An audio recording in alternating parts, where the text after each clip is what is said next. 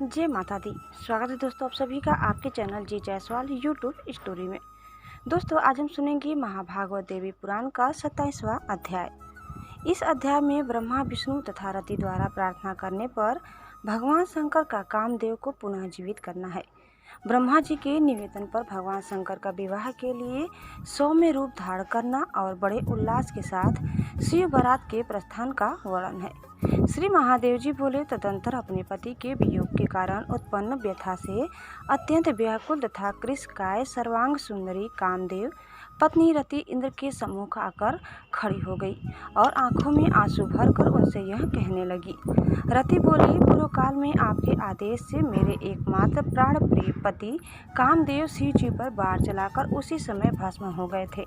तब दुख के कारण मुझ रुदन करती हुई से आपने यह कहा था, शोक मत करो, तुम्हारे पति को पुनः देह की प्राप्ति हो जाएगी।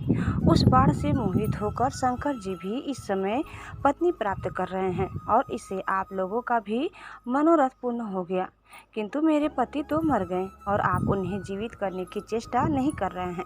श्री महादेव जी बोले, ऐसा कहकर पति के वियोग से व्यथित रति ने देवराज इंद्र तथा ब्रह्मा के सामने बहुत प्रकार से विलाप किया। उसकी बातें सुनकर भगवान ब्रह्मा तथा देवराज इंद्र विवाह के लिए उत्सुक चित्त वाले शंकर से प्रार्थना पूर्वक यह वचन बोले। उन दोनों ने कहा, शरणागतों पर कृपा करने वाले प्रभु देव, अब आप देवताओं के उपकार के लिए एक कार्य कर दीजिए।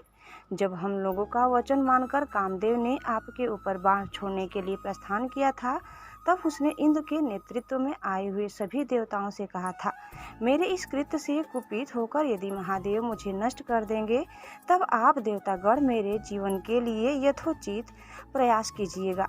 शंकर, ऐसा ही होगा, यह कहकर वे देवतागण उनसे वचनबद्ध हो गए थे। इस प्रकार वह कामदेव आपके क्रोध से उत्पन्न अग्नि से जलकर राख हो गया। अब शोक से संतप्त हृदय वाली उसकी पत्नी रति यहाँ आई हुई है और अपने पति के लिए याचना कर रही है। प्रभु त्रिदेश्वर, यदि आप कृपा करके कामदेव को जीवित कर देते हैं तो इससे देवताओं का वचन सत्य हो जाता है और रति भी जगत को मोहित करने वाले पति को प्राप्त कर लेगी।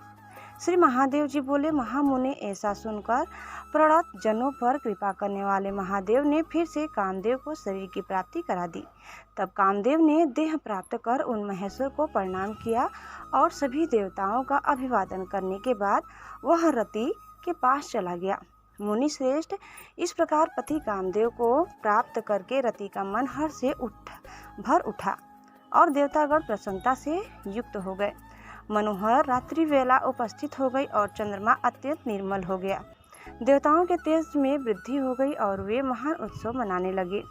इसी समय ब्रह्मा जी पीले लाल मिश्रित वर्ण के जटा से युक्त मस्तक वाले तथा आभूषण के रूप में विभूति धारण करने वाले चतुर्भुज भगवान सदाशिव से कहने लगे। ब्रह्मा जी ने कहा, शंभु, आपका यह श्रेष्ठ रूप देवता आदि के लिए दुर्लभ, योगियों के मन में उत्साह पैदा करने वाला तथा प्रेम को बढ़ाने वाला है। प्रभु, अब आप इस रूप को तिरोहित करके सौम्यतम रूप धारण कीजिए, जिससे कि आपके ससुर गिरिराज हिमालय तथा सास मेनका भी आपको अति सुंदर देखकर प्रसन्नता प्राप्त करे। महेश्वर हिमालय आपको अपनी सर्वांग सुंदरी पुत्री गौरी का अर्पण करने वाले हैं, अतः जिस भी तरह से उनकी प्रसन्नता हो आप वैसा ही कीजिए।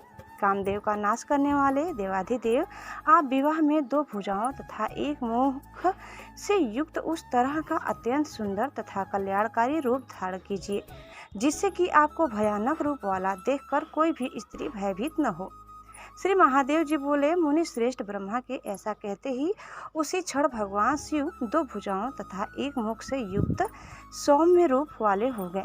क्षण भर में उनकी जटा सोने का मुकुट हो गई। अग्नि रूप तीसरा नेत्र अत्यंत सुंदर हो गया।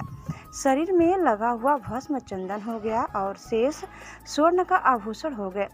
इसके बाद महेश्वर के पास आकर शुभ मुहूर्त में उन देवेश्वर को बैल की पीठ पर बैठाकर देवताओं, गंधर्वों और किन्नरों ने गिरिराज हिमालय के पुर को प्रस्थान करने के लिए मन में निश्चय किया। मुनि देवेश्वर शिव के प्रस्थान के समय पुष्प राशि की वर्षा होने लगी और स्वर्ग में रहने वाले देवताओं की दुदुम्बियों की तीव्र ध्वनियों से दिशाएं परिपूर्ण हो गई। शीतल तथा सुगंधित हवा मन मंद बहने लगी, पक्षी कलरव करने लगी और प्रथमगढ़ भी अत्यंत हर्षित होकर मुख से सुंदर तथा अति तीव्र ध्वनि करने लगी। महामते इस प्रकार समस्त वैवाहिक तैयारियां पूर्ण हो जाने पर सुंदर चंद्रमा को अपने मस्तक पर धारण करने वाले वृषध्वज भगवान शिव ने सभी देवताओं, मुनीश्वरों और किन्नरों के साथ गिरिराज हिमालय के पूर्व के लिए प्रस्थान किया। दोस्तों, इस प्रकार श्री महाभागवत महापुराण के अंतर्गत श्री महादेव नारद संवाद में श्री शिव का हिमालय पूर्व आगमन नामक 27वां अध्याय पूर्ण हुआ। आगे की कथा सुनने के लिए आप दूसरे वीडियो को अवश्य देखिए। आपको हमारी आज की यहाँ वीडियो कैसी लगी कमेंट करके ज़रूर बताइए और चैनल में नए हैं तो प्लीज़ लाइक, शेयर और सब्सक्राइब करना न भूलें। धन्यवाद। जय माता दी। ओम नमः शिवाय। हर हर महादेव।